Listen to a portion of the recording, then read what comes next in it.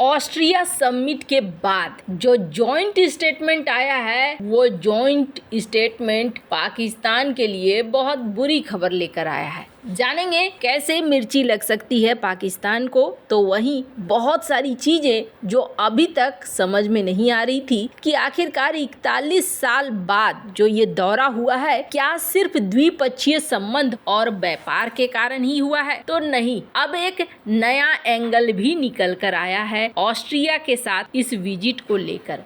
जानेंगे आखिरकार यहाँ पर क्या हुआ है। वहीं इस शख्स को देख रहे हैं आप, जिन्होंने कहा कि दुनिया के लीडर्स को पीएम मोदी से शिक्षा लेनी चाहिए, और इन सब के बीच में सुनीता विलियम्स, क्या हाल है उनका और क्या वो वापस लौटेंगी या नहीं, पहला मैसेज उनका आया है। जियोपॉलिटिक्स में बहुत कुछ चल रहा है। हमेशा की तरह CIS न्यूज नेटवर्क के इस एपिसोड में जानने को मिलेगा बहुत कुछ। आइए जानते हैं इन खबरों को विस्तार से। जिस तरीके से एलन मस्क की SpaceX है, वैसे ही बोइंग भी इस लाइन में अपने आप को बनाना चाहता था महारथी, और उसने बनाया स्टार लाइनर कैप्सूल, और इसके जरिए अंतरिक्ष यात्री सुनीता विलियम्स स्पेस में गई थी। लेकिन स्पेसक्राफ्ट में कुछ खराबी के बाद अब लगभग 1 महीने से ज्यादा समय से स्पेस में फंसी हुई हैं। सुनीता विलियम्स और विच विल्मोर, ये दोनों ही फंसे हुए हैं। वैसे आपको बता दूं, फंसे हुए का मतलब ये नहीं है कि आसमान में ये लटके पड़े हैं, ये वहाँ पर जो अंतरराष्ट्रीय स्पेस स्टेशन है उसमें है ये, और ये वापस आने की चाहत में है, और अभी कोशिश की ही जा रही है कि कब तक उन्हें रहना पड़ेगा ये कहना मुश्किल है। फिलहाल एक अंदाजा लगाया जा रहा है कि 90 दिनों तक इन्हें रहना पड़ सकता है, क्योंकि स्टार लाइनर में खराबी है और बोइंग ने अभी तक उस खराबी को ठीक नहीं किया है। स्पेस स्टेशन से जैसे ही स्टार लाइनर कैप्सूल जुड़ा, वहाँ हीलियम लीक होने लगा और थ्रस्टर में खराबी आनी शुरू हो गई, जिसकी वजह से इसे वहीं रोक दिया गया है। हालांकि सुनीता विलियम्स ने एक मैसेज दिया है, और इस मैसेज में इन्होंने कहा है कि मुझे किसी तरह की कोई दिक्कत नहीं है, और हम मन में यही आशा लेकर हैं कि हम वापस आएंगे और सुरक्षित अपने अपने घर पहुंचेंगे। अब ये कब तक हो पाएगा ये कहना थोड़ा मुश्किल है। कहा जा रहा है कि अगर स्टार लाइनर की खराबी वैसी ही रहती है तो फिर हो सकता है कि SpaceX यानी एलन मस्क का सहारा लिया जाए और उनके जरिए वापसी की जाए। ये स्क्रीन पे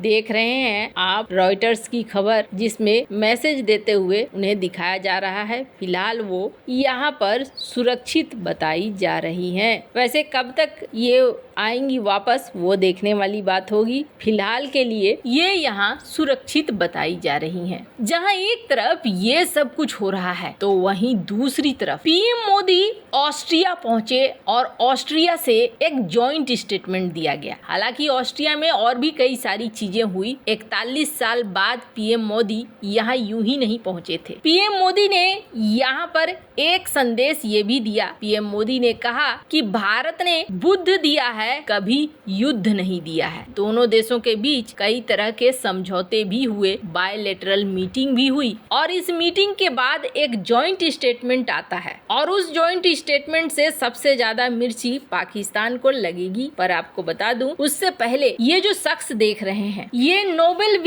नोबेल पुरस्कार विजेता ऑस्ट्रियाई भौतिक विज्ञानी पेंटेन जिलिंगर हैं, जिन्होंने कहा है कि पीएम मोदी बहुत ही आध्यात्मिक है और दुनिया के कई नेताओं की उनकी इस विशेषता को धारण करना चाहिए। ऑस्ट्रिया यात्रा के दौरान पीएम मोदी ने बुधवार को पेंटेन जिलिंगर से मुलाकात की और क्वांटम टेक्नोलॉजी के साथ ही आध्यात्म पर भी चर्चा की। 2022 में भौतिक विज्ञान का नोबेल पुरस्कार जीतने वाले वैज्ञानिक ने कहा कि जब आप प्रतिभाशाली युवाओं को उनके अपने विचारों के आधार पर शोध को समर्थन देते हैं, तभी वास्तव में नई चीजें निकल कर आती है। ये कुछ ऐसा है जो हर देश में हो सकता है, निश्चित रूप से भारत में भी, क्योंकि भारत का आध्यात्मिक और टेक्निकल अतीत बहुत ही व्यापक और बहुत धनी है। स्क्रीन पर आप देख सकते हैं पीएम मोदी ने भी इन तस्वीरों को साझा किया है, जिसमें उनसे मुलाकात को दिखलाया गया है। जहां तक अतीत की बात कर रहे हैं,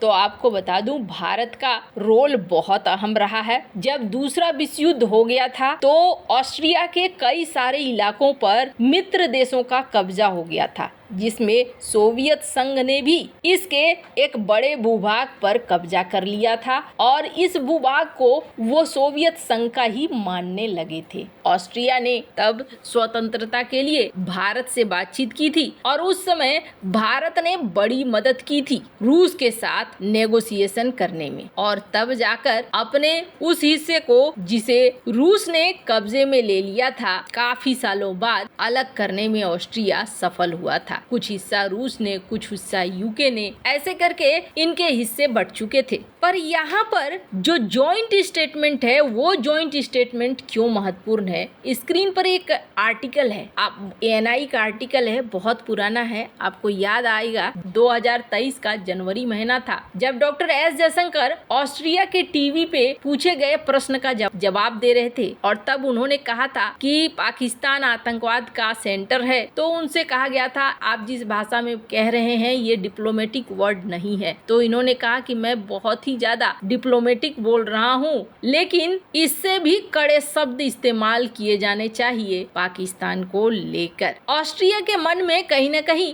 पाकिस्तान के प्रति एक सहानुभूति है और पाकिस्तान को लेकर कई बार मदद भी कर चुका है ऑस्ट्रिया, और ये जब बाढ़ आई थी उस समय भी मदद कर चुका है। स्क्रीन पर एक आर्टिकल देख सकते हैं, इमरान खान ने पाकिस्तान ऑस्ट्रिया का एक यूनिवर्सिटी भी लॉन्च किया था साइंस और टेक्नोलॉजी एजुकेशन के लिए। पाकिस्तान के साथ कुछ अच्छे खासे रिश्ते रहे हैं, हालांकि ये विवादित भी रहे हैं। स्क्रीन पर एक आर्टिकल देख सकते हैं, पाकिस्तान के द्वारा जो माइग्रेंट्स के स्मगलिंग नेटवर्क है रोमानिया, इटली, ऑस्ट्रिया में, इसको डिसमेंटल करने के लिए भी यूरोपीय यूनियन में ऑस्ट्रिया के साथ मिलकर एक ग्रुप बना हुआ था। अभी हाल ही में पाक के ड्रोन के द्वारा 2 पिस्टल गिराए गए थे और ये दोनों पिस्टल ऑस्ट्रिया मेड पिस्टल थे। अब इन सब की चर्चा अचानक से क्यों हो रही है? इसलिए हो रही है क्योंकि जो जॉइंट स्टेटमेंट आया है उस जॉइंट स्टेटमेंट में दोनों ही देशों ने आतंकवाद के खिलाफ एकजुट होने की बात कही है। दुनिया भर में आतंकवाद को लेकर संदेश दिया है कि चाहे किसी भी तरीके का आतंकवाद हो, ये आतंकवाद गलत होता है।